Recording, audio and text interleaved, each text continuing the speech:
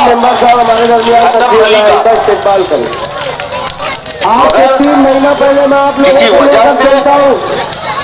आज से 3 महीने पहले सामने के सिजावट से एक बच्चे को, एक मुसलमान बच्चे को जो 20 साल का नौजवान था, उसको ये बोलकर मारा गया कि तू लौ जिहाद की तरफ जा रहा है।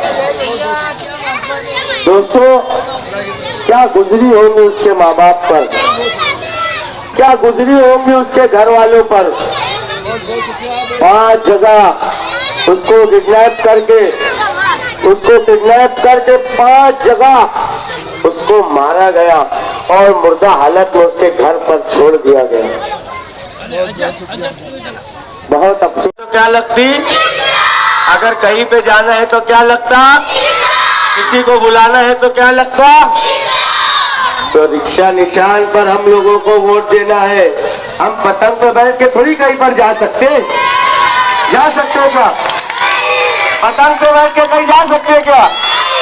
इंशाअल्लाह पतंग का तो हाथ पांव से ही टूटेंगी, पतंग तो हाथ पांव से ही टूटेंगी इंशाअल्लाह।